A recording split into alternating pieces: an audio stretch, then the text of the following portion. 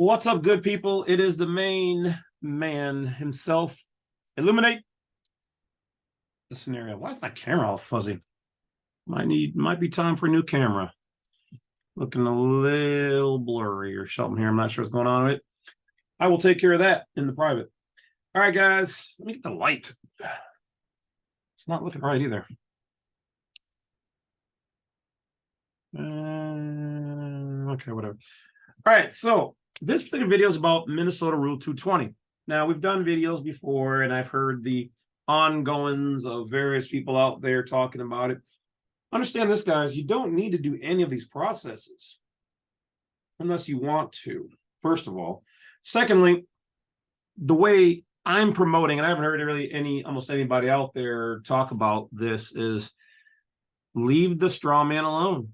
Work with it for what it was meant to do. Stop trying to turn a bull into a wolf, okay, or a sheep into a wolf, I guess, in this scenario. But create a whole new wolf, or rather persona, in the private over here, and use the public for what it's supposed to be.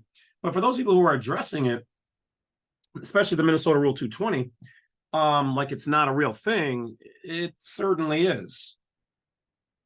If you want to use it, use it. I'm not promoting to use it or not use it. I'm just showing you guys tools so that you guys are illuminated.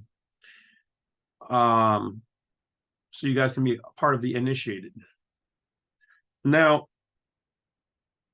let's see here. I'm going to show you something. So I get this. As always, guys, hit that bell, like, subscribe, and check out Black Site 32. Okay. There we go. Camera.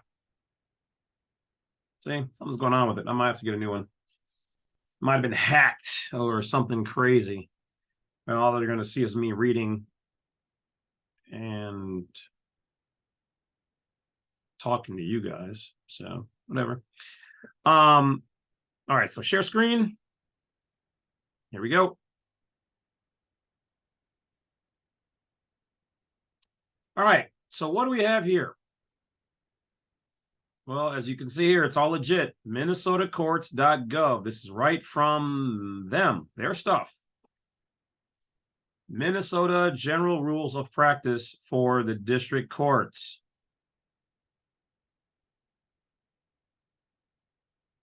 Now, for some reason, it's under Title 3, which is registration of land titles.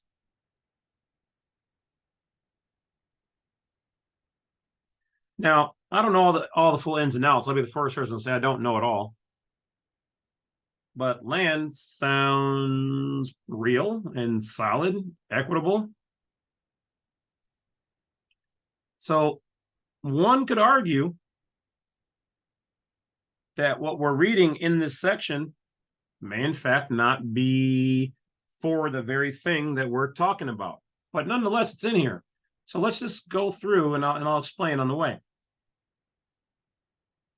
Applicability of rules, endorsements. Okay, so let's look at Rule 202. Endorsement thereon the name and address of the applicant's lawyer, applicant, if applicant appears in person. Title based on education or adjudication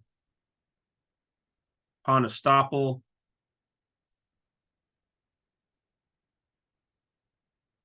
Okay. So going down, trial, new certificates, amendments, duplicate. It's in Section B. Section C under miscellaneous provisions. Cases not requiring special order of court, state tax deeds, deeds of housing and urban development. Oh, looky. Birth certificates under Rule 220.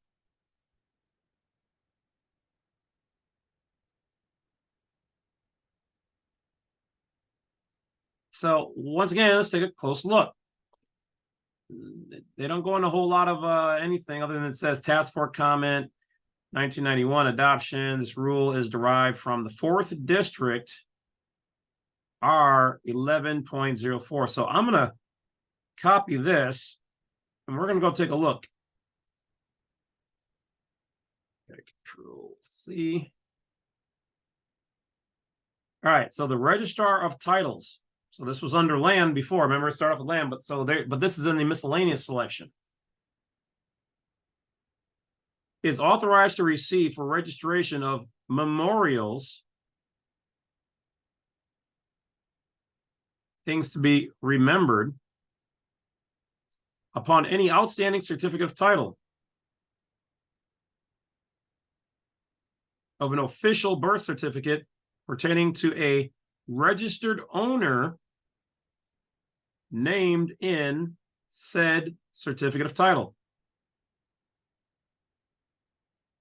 showing that the date of birth of said owner registered, providing there is attached to said birth certificate an affidavit of an affiant, that would be you, whoever's stating it, who states that he or she is familiar with the facts recited. So in other words, whatever they have going on, if you put a affidavit to the back of the birth certificate for whatever reason to send it to the registrar, they will keep it for all of immemorial. But this alludes that you know something that you don't, because I don't. My understanding is that you should be claiming yourself to be the age of the majority, but it's not written exactly. Well, let's just go on. Okay, well, let's just go on first. Stating that the party named in the said birth certificate is the same party as one of the owners named in said certificate of title. So they want you to agree that you are the rightful owner to that document and that you own it. We haven't been doing that. But let's go on. And that thereafter the registrar of title shall treat said registered owner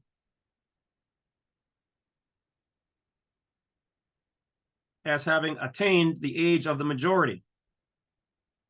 Well, these are all their stuff. So they're essentially saying, hey, sign the back of your birth certificate and or put an affidavit on the back stating that you are familiar with the facts recited.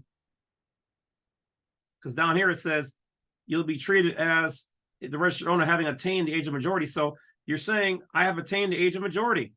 I'm entitled to this birth certificate, this trust, security, and all things associated. And I want it on record with the registrar for all of immemorial. So you're telling them I've attained the age of majority at, what does it say? After the date of birth shown by the certificate. So on, I don't know, April 27th, 19 whatever, 2000 whatever, whenever you were born. On that particular date, I turned 18. I'm here to claim my stuff. That's what this says. Now, what are the facts recited? We don't know.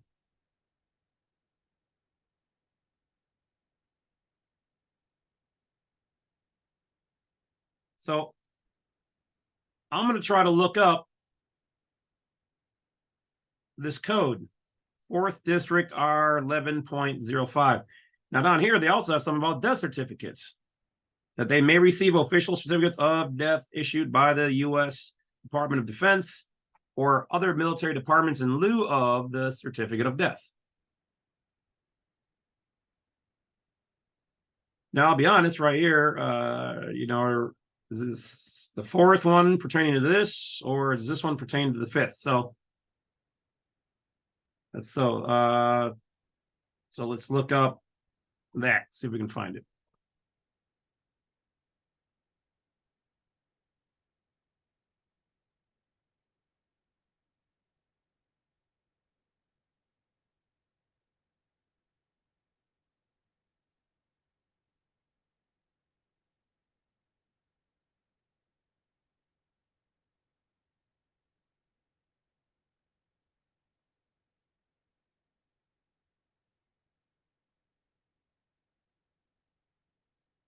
So let's go 1991 adoption.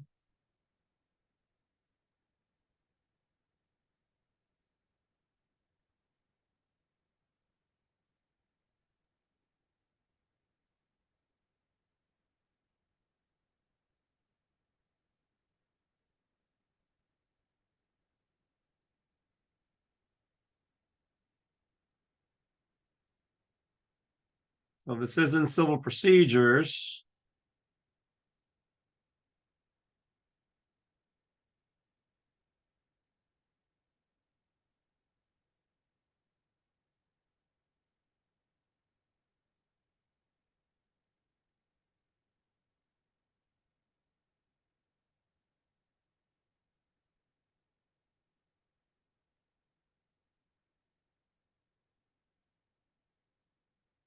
So this is 1104, 1105.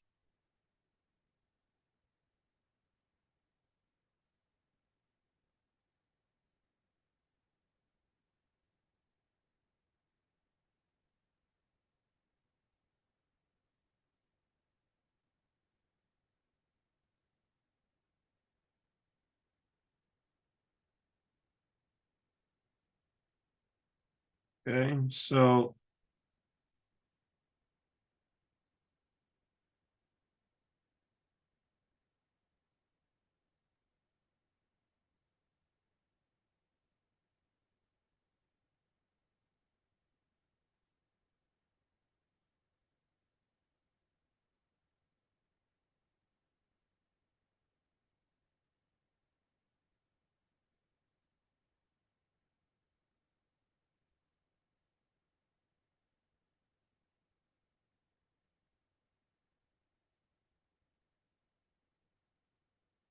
yeah, stuff reads like stereo instructions. Can't find.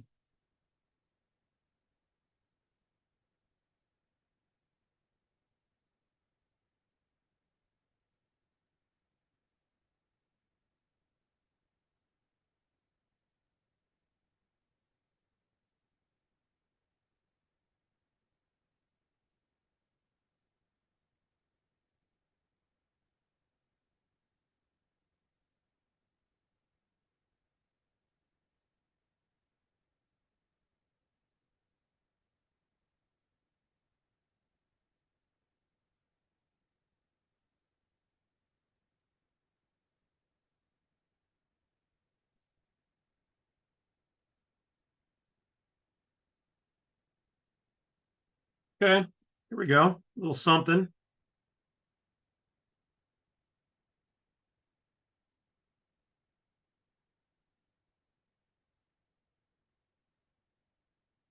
Okay, so under deeds of housing and urban development, it's known as Rule 219.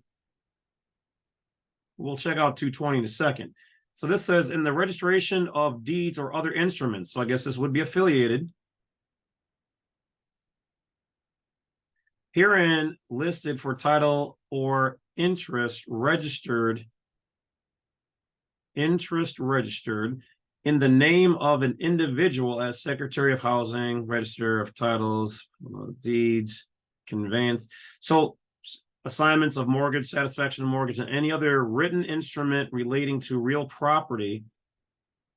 So are they essentially saying that they're considering us real property, or that birth document is real property, or that it's backs, supports real property?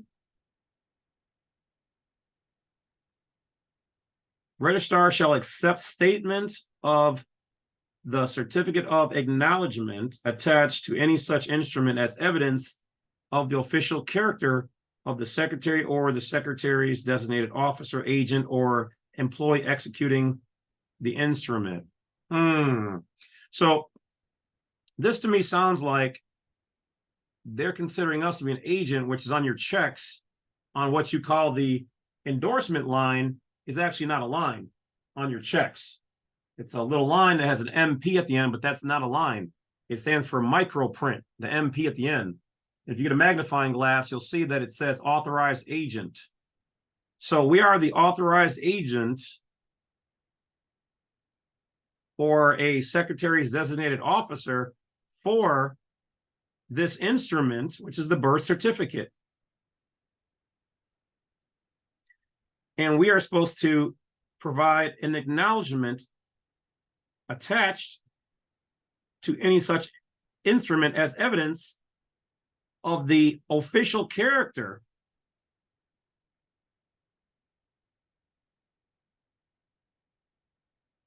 of these positions.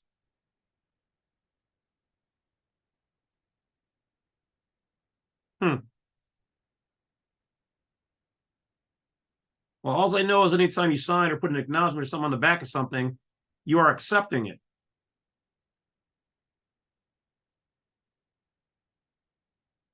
Now, educational purposes only, to me, it sounds almost like there's something attached to that document, which we would believe that is the CUSIP number, which the document itself with that CUSIP number has a value. There might be something else attached to it. Don't know. But here it's talking about real property or any interest. So something else, financial interest or something else attached to it therein, which has been acquired by the secretary. So I don't know. Does this mean you need to send this to the secretary? But it says here, and the registrar of title shall accept the statement. So it sounds like you got to work with these two to find out more information. But let's go to the next section here.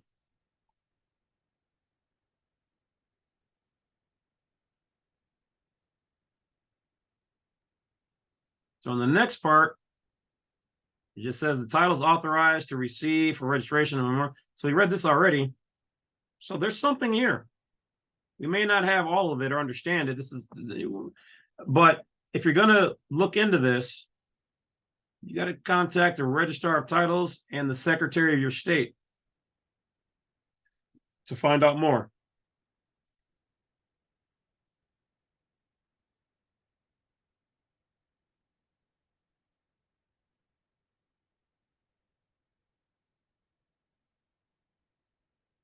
That's it, guys. So that's all we were able to find on that.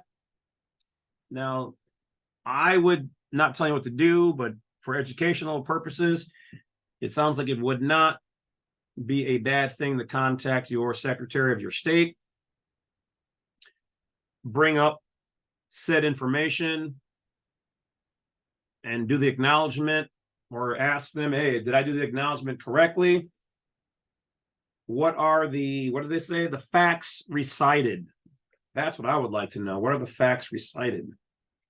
What are the facts that we're supposed to know that we're not asking? Or they're not telling us? Why? Because maybe they're looking at it like, well, if you don't even know what's going on, we're not here to tell you. Sounds like you're pretty minor account, haven't reached age of majority, and you're not competent. Said, do your own research. This is just a little bit of mine, and I will talk to you guys later.